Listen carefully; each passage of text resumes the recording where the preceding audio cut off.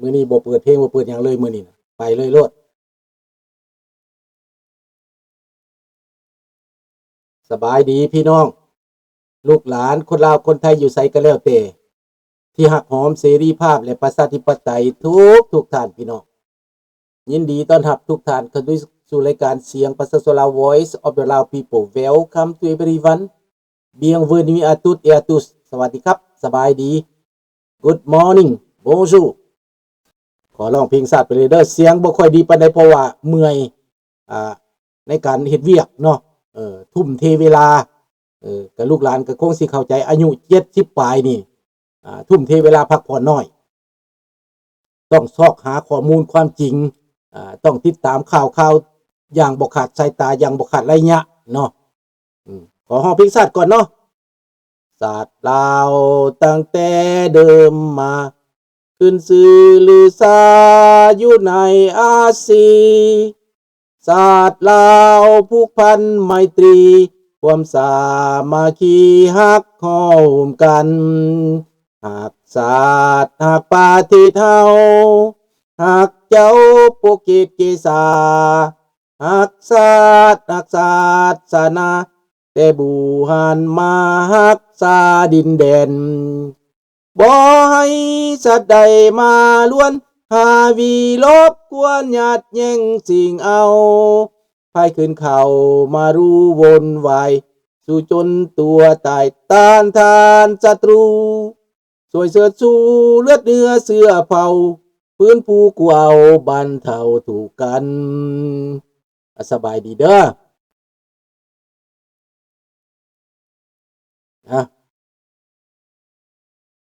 แล้วก็แม่นพี่น้องสบายดีท่านเสรีประสาทสบายดีเบิดทุกคนทุกท่านเนาะสบายดีใหม่ๆมื้อนี้พี่น้องพวกเฮาก็มาพบปะกันอีกตามเคยแน่นอนว่าพวกเฮามีสื่อสารมวลชนที่เข้าถึงประชาชนพวกท่านเข้าถึงข้าพเจ้าเข้าถึงข่าวสารดังนั้นพี่น้องสบายดีเบาโทนบ้านนาเนาะมื้อนี้ประเด็นที่จะมาเว้าข้าพเจ้าคาดให้เลยอันนี้บ่แม่นหมอเดาบ่แม่นหมอดูมาจากไสผ่านไปแล้ว4วันในสงครามสบายดีเด้อท่านเสรีผ่านไปแล้ว4วันเป็นการเริ่มต้น4วันน่ะสตาร์ทว่าซั่นไปการสตาร์ทมีหยังแหน่ก็มีจัดการเรื่องอาวุธต้านภัยทางอากาศจัดการผู้นำไปเกือบ50-60ตัวสำคัญเด็ดหัวไปโลดตัดหัวไปก่อนตัดตีนตัดมือมันไปก่อนคลังอาวุธสางอาวุธยุทธศาสตร์สำคัญจัดการสำหรับอิหร่านในนี่ได้สงครามอิหร่านครั้งนี้เป็นสงครามสั่งสอนเบิดโลกถึงจะว่าบ้าถึงจะว่าบ่บ้าก็สุดแล้วแต่ผู้สิคิดให้พวกท่านคิดเอารัฐบาลที่ฆ่าเข็นฆ่าประชาชนตัวเองคนหนีออกจากประเทศ20 ล้านหนีไปอยู่ต่างประเทศ20 ล้านเลยไปอยู่ทุกประเทศคน20 ล้านนั่นน่ะตั้งแต่1970มานี่คนหนีจากประเทศอิหร่านเพราะแต่ก่อนประเทศอิหร่านนั้นเป็นประเทศเสรีมีการนุ่งถือแบบอเมริกาแบบสไตล์ตะวันตกแต่หลังจากนั้นแล้วสัตว์ติดคุกเอาผ้าคลุมหัวเบิดมือเบิดเว้นสินอนกันก็ต้องคลุมหัวไว้บ่ต้องเปิดสินอนนำกันได้ต้องปิดหูปิดตาไว้ให้เห็นแต่ตาขี้ลีปากก็บ่ได้ไอก็บ่ดังต้องพร้อมเพิ่นอย่างเดียวแบบเดียวกับบักทองรุ่นนั่นแหละต้องย่อเพิ่นอย่างเดียวยกเพิ่นอย่างเดียวต้องเลียเพิ่นอย่างเดียวคนอิหร่านเขาเมื่อยเขาเบื่ออดเมื่อยทนคันเขาเมื่อยอดเมื่อยทนแล้วเขาจึงลุกขึ้นมาสู้คันเขามาสู้ทางใดเพิ่นก็ต้องเข็นฆ่าเขาไปหลายพันหลายหมื่นสบายดีน้องรัตวรเพิ่นฆ่าเขาไปหลายพันหลายหมื่นสุดนี้เพิ่นฆ่าเขาไป32,000 คนแต่โลกบ่ประนามได้เขาเข็นฆ่า32,000 คนพวกเพิ่นพากันตกตะลึงส่วนหลายประเทศที่เพิ่นวางตัวเป็นกลาง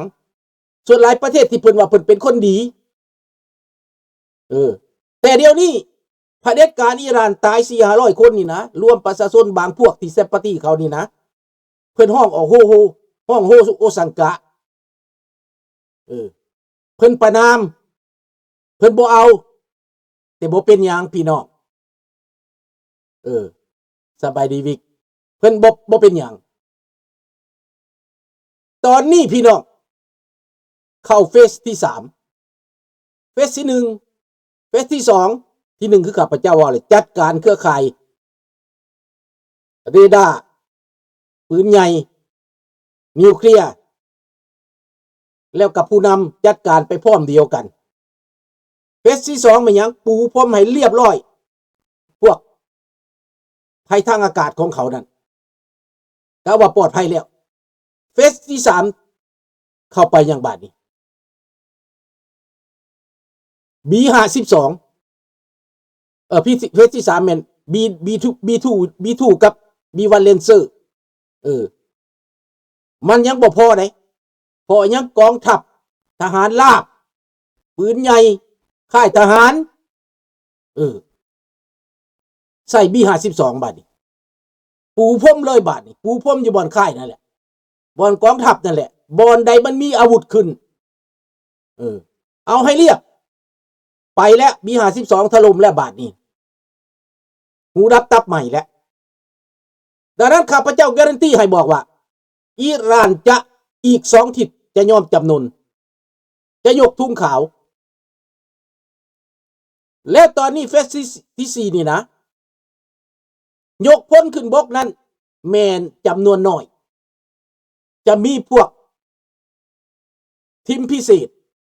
Special Force เข้าไปตามพวกน้ำไผเข้าไปน้ำกองกำลังคนอิหร่านนั่นแหละคนอิหร่านที่เป็นชาวเคิร์ดที่เป็นชาวเคิร์ดที่เป็นชาวซุนีที่เป็นชาวเอทนิกต่างๆเป็นหลายหมื่นคนพี่น้องกองทัพนี้อเมริกาประกอบอาวุธให้เข้าไปแล้วเจาะเข้าไปแล้วเข้าไปถึงใจกลางเตหะรานแล้วพี่น้องเดินเท่าทางเครื่องยนต์ทางรถอาจจะโดดจ้องลงอาจจะเฮลิคอปเตอร์อาจจะยนต์เฮลิคอปเตอร์เอาเข้าไปก็ได้แต่ว่าเข้าไปถึงใจกลางเตหะรานแล้วจะจับตัวผู้นำต่างๆแล้วอีกบ่นานดอกข้าพเจ้าว่า2 อาทิตย์นี่จบ in 2 week พี่น้องดังเดอร์เซเมนจบแน่นอนจบแบบใดก็บ่ฮู้อาจจะจำนนส่วนหลายแล้วมันจำนนพี่น้องเพราะว่าเขาจะบ่มีอาหารการกินเขาจะบ่มีน้ำมันใส่เพราะน้ำมันก็เผาไปแล้วB52ถล่มเผาไปเลยคลังน้ำมันสร้างน้ำมันเผาเรียบบ่ต้องให้มันมีหยังเหลือสร้างขึ้นมาใหม่พี่น้องสบายดีท่านเวียงไสสบายดีน้องธนพรเด้อนี่แหละเขาเฮ็ดแล้วดังนั้นข้าพเจ้านี้บ่แม่นหมอเดาหมอดูมาจากไสจากการอ่านจากการคิดของข้าพเจ้าจากการคำนวณของข้าพเจ้าให้2 อาทิตย์ผ่านมาแล้ว4 วันนี่อีก2 อาทิตย์แปลว่า28 วันเกือบเดือนนั่นแหละ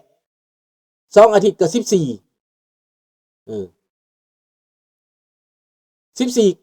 18 วันหมายกว่า18 วันทั้งหมดได้18 วันหรือ20 วันเท่านั้นแหละประมาณ20 วันไปให้20 วันล่าสุดเป็น20 วันเดี๋ยวนี้ได้แล้ว4 วันยังอีก16 วันนับไปโลดแต่นี่56 วันข้าพเจ้าว่ายอมโลดเป็นยังสิบ่ยอมเอาแบบหายใจบ่ได้จัดการแบบหายใจบ่ได้พี่น้องเงยหัวบ่ได้สิออกไปหากินก็บ่ได้เสียดหยังก็บ่ได้แล้วกองกำลังเข้าไปเป็นไล่ล่าจับเอาไล่ล่าจับหรือว่าเด็ดหัวเอา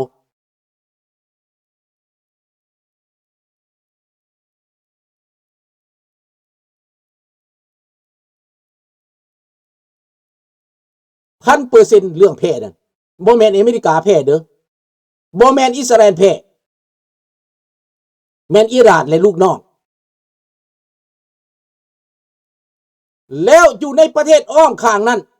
สมุนของอิหร่านจะอยู่บ่ได้จะถูกอเมริกาเลยถูกอิสราเอลกวาดล้างเบิดจะเป็นไผกะยาหัวหน้าต่างๆที่อยู่ในอิรักอยู่ในซีเรียอยู่ในเลบานอนจะถูกเด็ดหัวเบิดจะบ่มีอีกแล้วเงินจะส่งมาสวยก็บ่มีอีกแล้วอาวุธจะส่งมาสวยก็บ่มีอีกแล้ว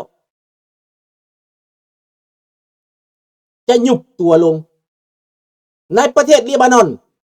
รัฐบาลเลบานอนก็ประกาศปฏิเสธพวกเฮซบอลลาห์แล้วอิสราเอลก็ส่งทหารเข้าไปแล้วเหยียบดินแดนไผสิเว้าหยังก็อย่าเหยียบเข้าไปโลดเพราะเป็นความมั่นคงของข่อยเป็นความปลอดภัยของข่อยจะบ่ให้เจ้ามาใส่ดินแดนตัวนี้เฮ็ดกับข่อยรัฐบาลเลบานอนที่ห้องว่าก็ตาม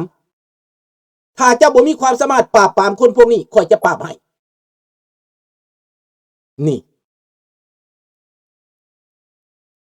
แล้วเผด็จการในโลกนี้สบายดีซะนี่เผด็จการในโลกนี้อยู่ไสยังอยู่ในเอเชียบาดนี้เกาหลีเหนือจีนลาวแดงเวียดนามจังซี่นะเผด็จการเหล่านี้พม่าจังซี่เนอะจะไปที่สอบแล้วพวกนี้นะ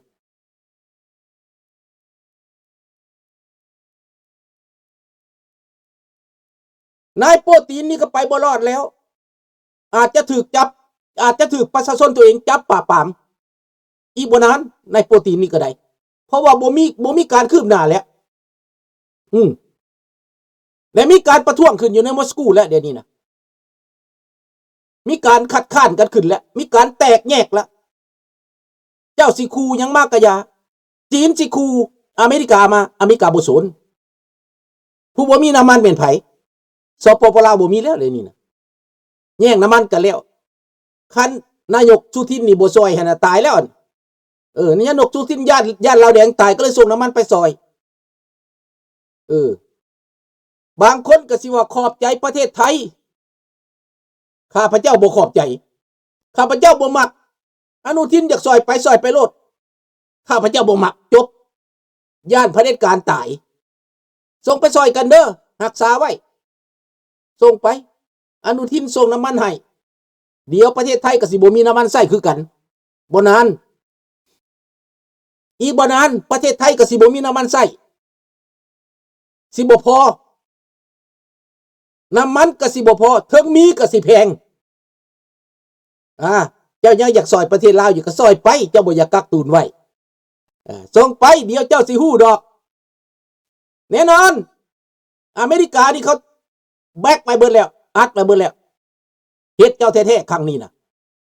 เจ้าโจมตีเท่าใดยิงเจ้าเป็นเป้าให้เจ้าโจมตีไปโลดครั้งนี้นะผู้ใดโจมตีอเมริกานะผู้นั้นจะได้ซิมหลุดต่อไปนะเป็นนั้นโดนัลด์ทรัมป์บ่สนดอกแค่โนแค่โนสนโนแค่แล้วจะมักหลายมักด่ามักโจมตีมักด่าประชาธิปไตยเนี่ยกินเผด็จการเจ้าซะ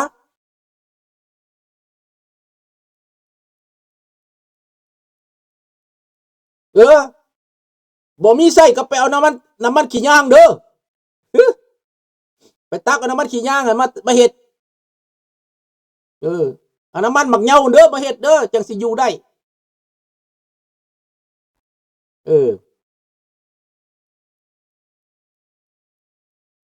รถคันหนึ่งเต็มน้ำมัน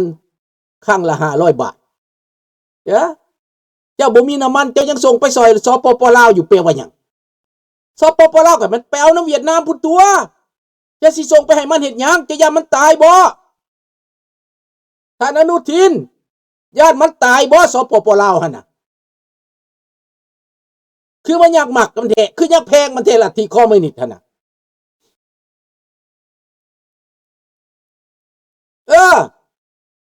ให้มันไปเอาน้ำเวียดนามพุ่นแม่ให้มันไปเอาน้ำจีนพุ่นแม่ให้มันไปเอาน้ำเกาหลีเหนือพุ่น